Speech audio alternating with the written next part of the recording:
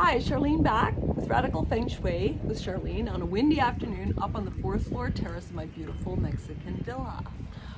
Today I'm talking about monkeys. I'm a monkey, so I actually learned some things about myself doing this by researching the stuff that I'd researched years ago and going back into my own notes, and I'm like, oh, I was admitting to my fire horse girlfriend a few days ago. I learned things that's what makes me like that.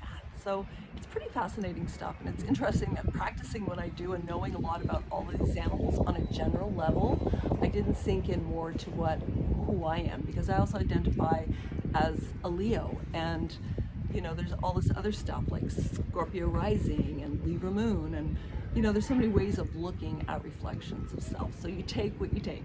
Anyway, monkeys born in 1944, 1956, and 1968, 1980, 1992, 2004, and 2016. That's a lot of monkeys. Align with Leo in the Western astrology. So I'm a monkey and I am a Leo. So my sign just happens to line up, but it also adds extra fire to my fire monkeyness because Leo is a sign of fire. Now, monkeys are seen as the naughty ones in Chinese astrology, and know that they also are really sharp and smart. They're engaging, witty, and intelligent. Remember, children, back in the day, they have a very, was Curious George, so kids from a certain area will remember Curious George. They're also very magnetic personalities, and because they're clever, they can be mischievous, which may contribute to this naughty perception. They don't see themselves that way, but they do have a way of kind of getting around things, and they're super curious about A, B, and C. You can't generalize with a monkey. They want to know all the details. So, masters of practical jokes, they are always enjoying life and having fun, where and when they can. So those that kind of buy into that practical jokes, I would never play, they can hurt people by playing jokes, and that's not my way, but there's lots of different monkeys out there with different energetics. They're people, they're social, they're expansive in their interests, whether that be culture, mathematics, or life in general. It doesn't matter what they're curious about. They want to take apart every detail, and they want to understand it, because they take that information and take it into the next part of their lives. It's like, oh, I learned this, and so I can research this about that. Like, it's kind of an interesting way that our minds kind of work. Their partners and friends of monkeys need to be stimulating to monkeys. We can't just sit and listen to somebody give us a monologue about their lives or not be in a conversation. So they like stimulating conversation. They are fast learners, and as a result take on many trades and or professions. They sometimes fail at being displayed. Like, sometimes they don't get recognized for who they are, and it makes them sad, so they shrink back. So I guess because I'm an 8 Earth and 9-star key, I'm that mountain gua, that get things done, detail. Sometimes people have to lift my head and say, Char, look at the bigger picture, and I'm like, oh yeah, it's sunny today, I should go for a walk, that kind of thing. Monkeys can also be disheartened by the fact that they're not seen. And I think it's because they do have a bad rap, like, oh, they're mischievous, they're cunning, they're this and they're that. So people don't go deeper, and they don't get to know us any better. Now, others may have formed opinions of them rather than getting to know them, which is just what I said. Not all like the eccentric monkey, that as they distrust what they perceive as sly, restless, and inquisitive behavior. Now, they're misunderstood, and so it's like they become distrustful, which is really sad. But if you make a friend with a monkey, you're a friend for life.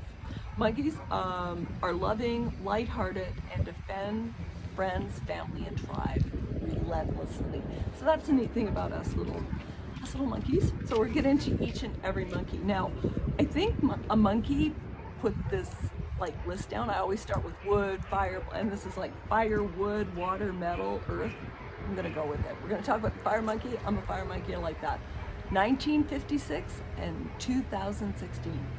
Ambitious, adventurous, they move fast and are short on patience and can be irritable because they get passionate about things, and if things don't happen fast enough for them, they kind of get a little angry. So I can relate to that being a fire horse. So I'm learning patience being here in Mexico with all the things that have, all the challenges I've had, which I'm not going to get into until I start talking about travel, which is next, okay? Let's look at the wood monkey, 1944, 2004. They can be stubborn, they're always ready to help, and are very compassionate. They have a strong sense of self-esteem, the wood monkeys do. Water monkeys, 1992. 1932. I know a lot of water monkeys. They tend to be the friends of my children or their mates. Both of them have water monkey mates. They're quick-witted, smart, they love being in the limelight, and they can be a bit haughty and standoffish, but they're super charming, and they're usually super talented at something.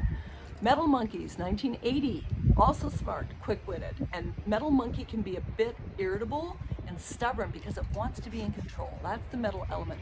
When it lets go and allows that alchemy of metal to melt in the fire element, then the magic happens. That's where the alchemy comes in. Okay, Earth monkey, 1968. They're the most fearless of all the monkeys. They're really frank, they're optimistic, and they're very shrewd operators. So if you know an Earth monkey, like, take them seriously because they're not that frivolous. And when they are, it's great to see them smile. Okay, finally know that monkeys' mates are best with dragons and rats. We've talked about that. Nemesis is tiger. They get along well with horses, but they should stay away from oxen.